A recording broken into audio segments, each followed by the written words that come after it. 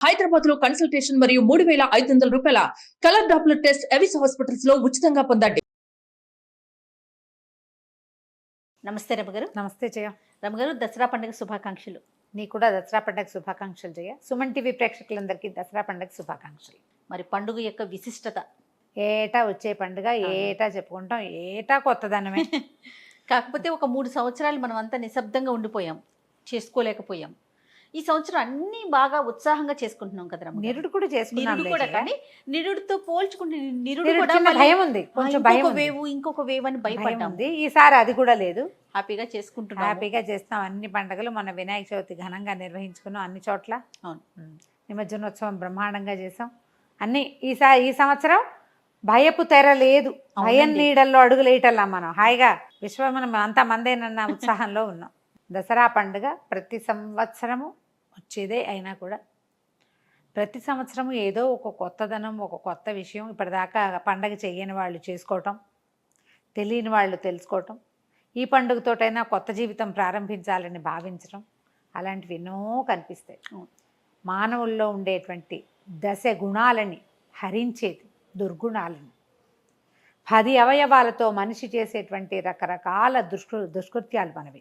5 జ్ఞానేంద్రియాలు, 5 కర్మేంద్రియాలు, మొత్తం 10.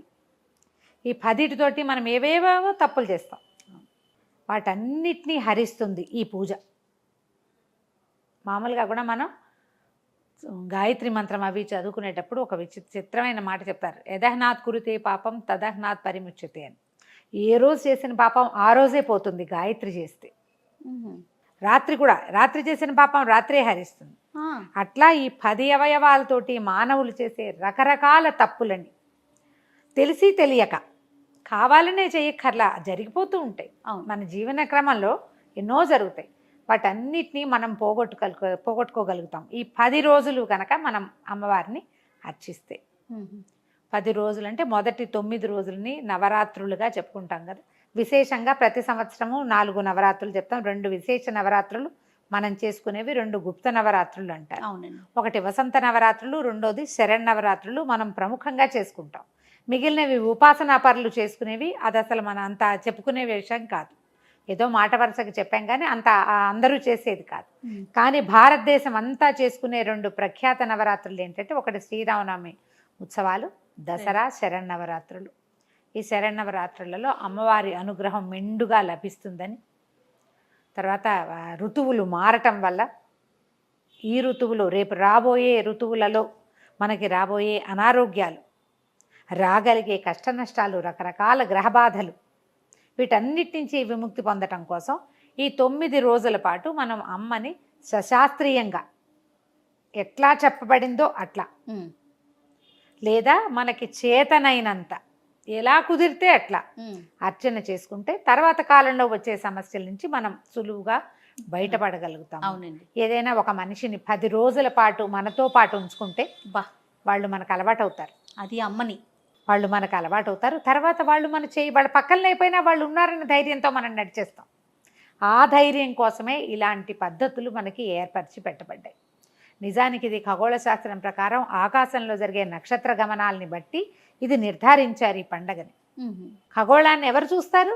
అదే కదా, ఆకాశం చూసి ఆలోచించే నాదుడేడు ఇప్పుడు ఎవరో చాలా కొద్ది మంది. మిగిలిన వాళ్ళంతా దాని వలన వచ్చినటువంటి ఈ పండగని చక్కగా శాస్త్రబద్ధంగా పద్ధతి ప్రకారం వీలు వెంబడి మానేయకుండా చేసుకుని ఈ ధైర్యం మనకి ఏది కావాలో దాన్ని మనం పొందుతాం. అవును, ఈ పండగల్లోనే చెప్తారు. శ్రీరామనవమి రాముల వారు కూడా దసరా శరన్నవరాత్రులు చేశారని, దేవీ నవరాత్రులు ఆయన కూడా ఆచరించిన తర్వాతే యుద్ధానికి సన్నద్ధుడయ్యాడని చెప్తారు. ఈ శరన్నవరాత్రుల తర్వాతే పాండవులు తమ తాలూకు అజ్ఞాతవాసాన్ని వదిలిపెట్టారు. 10వ రోజున వదిలేరు. ఈ శరన్నవరాత్రుల్లో చివరి రోజు కదా, దశమి నాడు రాముల వారు ప్రయాణం మొదలు పెట్టుకున్నాడు, యుద్ధం అని శంఖారావం పూరించారు. ఈయన కూడా, అర్జునుడు కూడా తన తాలూకు ఆయుధాన్ని సంపాదించేసుకున్న తర్వాత ఇక ఆ రోజుతో అజ్ఞాతవాసం పూర్తయిపోయింది. ఇలాంటి ప్రఖ్యాత పురాణ గాథలన్నీ చెప్పుకుంటూ మనం దసరా పండగని పద్ధతి ప్రకారం చేసుకుంటాం. ఈ దసరా పండగలో 9 నవరాత్రులు చేయటం, 9 రోజులు నవరాత్రులు అంటే 9 రోజులు కదా, 9 రోజులు అర్చన చేసుకోవటం ఒక విధానం. 9 రోజులు కుదరకపోతే త్రిరాత్ర వ్రతం అంటారు. 3 రాత్రులు, సప్తమి, అష్టమి, నవమి ఈ 3 రాత్రుల్ని అయినా చేసుకోవచ్చు. ఇంకొకటి ఉంది, 5 లలితావ్రత నుంచి పంచమి నుంచి పూజించే విధానం కూడా కొన్ని చోట్ల కనపడుతుంది. మనం ఏం చేస్తాము, ఒకటో పాడ్యమి నుంచి నవమి దాకా చేస్తాం కదా. కొన్ని ప్రాంతాల్లో తది నుంచి చేస్తారు, 3వ రోజు నుంచి మొదలుపెట్టి చేసే విధానం కూడా కనిపిస్తుంది. మనకైతే పాడ్యమి రోజు నుంచి బాలకుమారి వేషధారణ చేస్తాము, బోల్డని రకరకాలు చేసుకోవచ్చు. ఈ 10 రోజుల్లో పొద్దున 2 పూట్ల అర్చన చేసుకోవటము, 2 పూట్ల అమ్మవారిని ఏదైనా ప్రార్థన చేసుకోవటము, ప్రతిరోజు రోజుకొక రంగు వస్త్రాన్ని అమ్మకి సమర్పించడం, రోజుకొక నైవేద్యాన్ని సమర్పించడం, దేవాలయాల్లో ప్రతిరోజు అమ్మవారి తాలూకు ఏ అవతారం వస్తుందో ఆయా అవతార తాలూకు వలయింపు, అమ్మవారిని అలంకరణ చేయటం. అదే కాకుండా మనం ఈ దశమహావిద్యల స్వరూపాలు కాకుండా నవదుర్గా విశేషాలతోటి కూడా కొన్ని దేవాలయాల్లో కనపడుతుంది. మనకేంటంటే చాలా రకాల దేవాలయాలను, ఇప్పుడు మన విజయవాడ కనకదుర్గమ్మవారి దేవాలయంలో ఒక రకం, మన హైదరాబాదు పెద్దమ్మవారి దేవాలయంలో ఒక రకం, శ్రీశైలం భ్రమరాంబిక ఆలయంలో ఇంకొక రకం, ఇవి కాకుండా మళ్ళీ శృంగేరి శంకర మఠాలలో ఒక రకం. వాళ్ళ పద్ధతుల్లో చిన్న చిన్న తేడా ఉంటుంది. ఏ తేడా ఉన్నా చివరికి మనం పూజించేది అమ్మనే. ఆమెకు ప్రీతిపాత్రమైన అలంకారం స్వరూపము, తర్వాత ఆమెకు ప్రీతిపాత్రమైన నైవేద్యము, ఆమె కోసం చదివేటువంటి రకరకాల స్తోత్రాలు స్తుతులు, లలితా సహస్రనామం కావచ్చు, అన్నపూర్ణాష్టకం అని, దుర్గాష్టకం అని, ఏదో ఏది కుదిరితే అది, ఏ రోజున ఏ అవతారం వస్తే ఆ అవతారానికి సంబంధించిన అష్టోత్తరం చదువుకోవటం చేసుకోవచ్చు. ఇందులో ఏంటంటే ఎంత పెద్దదైనా చేయొచ్చు, మీ శక్తి అనుసారం, ఎంత చిన్నదైనా చేయొచ్చు, చేయాలంతే, మానకూడదు. ఈ 10 రోజుల పాటు నిత్యము శ్రద్ధగా ఒక పటం చూసుకుని దండం పెట్టుకున్న ఫలితం లభిస్తుంది. ఇవి ప్రత్యేకమైన రోజులు అవటం వల్ల సాధారణ నమస్కారం కూడా ఫలితాన్ని ఇస్తుంది. పెద్దగా నైవేద్యాలు లేకపోయినా ఒక పండో ఓ ఫలమో నైవేద్యం పెట్టడం, ఏదో ఒక దేవాలయానికి వెళ్ళి అవకాశం వెంబడి దర్శనం చేసుకోవటం, ఇలా ప్రత్యేకమైన ఈ రోజుల్లో కనుక పూజ చేసుకుంటే మిగిలిన రోజుల్లో సంవత్సరం అంతా చెయ్యలేకపోయినా కూడా ఈ రోజుల్లో చేసిన ఫలితమైనా మనని కొంత కాపాడుతుంది. ఇది దొరుకుతుంది.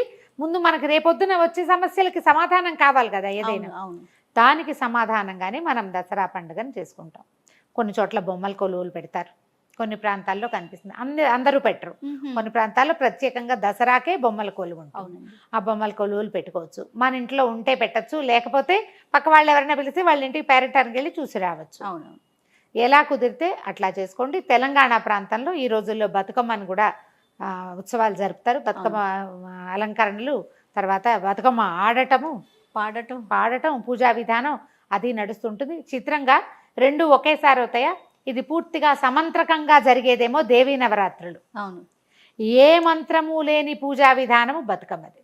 మంత్రం లేదు, అవును, ఆమెను అలంకరించటము, నువ్వు ఉన్నావని నమ్మడమే, అంతే.